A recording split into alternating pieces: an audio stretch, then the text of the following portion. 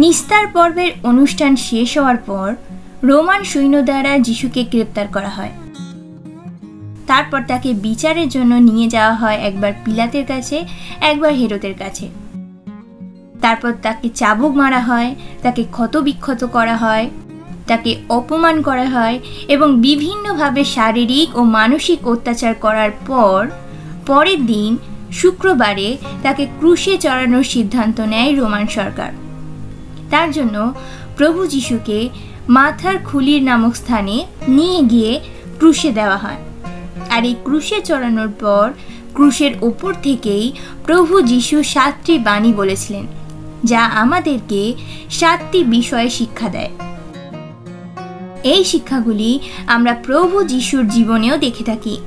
অর্থাৎ তিনি শুধু শিক্ষা দেননি, বরং নিজের জীবনের দ্বারা সেগুলো করে আমাদের সামনে তুলে ধরেছিলেন।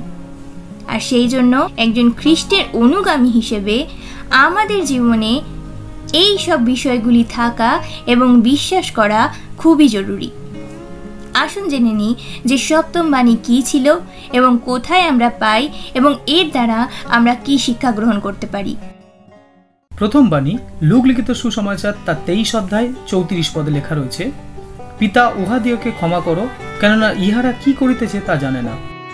প্রথম বাণী থেকে প্রভু যিশু আমাদেরকে শিখিয়েছিলেন যেন আমরা অন্যদেরকে ক্ষমা করতে পারি। দ্বিতীয় বাণী লুক তার 23 অধ্যায় 43 পদে লেখা আছে, অদ্বৈ তুমি পরম দেশে আমার সঙ্গে উপস্থিত হইবে। আর এই দ্বিতীয় বাণী থেকে প্রভু যিশু আমাদেরকে প্রমাণ করেছেন বা শিখিয়েছেন যে স্বর্গ বাস্তবে রয়েছে। তৃতীয় বাণী, হে নারী, ওই দেখো তোমার পুত্র। পরে তিনি সেই শিষ্যকে কহিলেন, ওই দেখো তোমার মাতা, যা আমরা পাই যোহন তার 19 অধ্যায় 26 এবং 27 পদে। আর এই তৃতীয় বাণী থেকে প্রভু যিশু আমাদেরকে শিখিয়েছেন যেন আমরা আমাদের পিতামাতার প্রতি এবং আমাদের পরিবারের প্রতি যত্নশীল হতে পারি। আর চতুর্থ বাণী হলো, এলি এলি লামা সাবক্তানি, অর্থাৎ ঈশ্বর আমার, ঈশ্বর আমার, তুমি কেন আমায় পরিত্যাগ করিয়াছ, যা আমরা মতি 27 অধ্যায় 46 পদে পাই।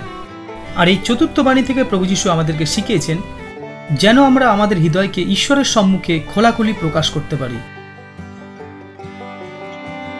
পঞ্চম বাণী হলো, যিশু বলিলেন, আমার পিপাসা পাইয়াছে, যা আমরা যোহন 19 অধ্যায় 28 পদে পাই। এই পঞ্চম বাণী থেকে প্রভু যিশু আমাদেরকে শিখিয়েছেন যেন আমরা তার বাক্যের জন্য সর্বদাই পিপাসিত থাকতে পারি। ষষ্ঠ বাণী হলো, সমাপ্ত হইল, যা আমরা যোহন 19 অধ্যায় 30 পদে পাই। এই বাণী থেকে প্রভু যিশু আমাদেরকে শিখিয়েছেন আমরা আমাদের জীবনে যা কিছু শুরু করেছি যেন সেটা আমরা শেষ করতে পারি। সপ্তম বাণী হলো, পিতা তোমার হস্তে আমার আত্মা সমর্পণ করি, যা আমরা লুক 23 অধ্যায় 46 পদে পাই।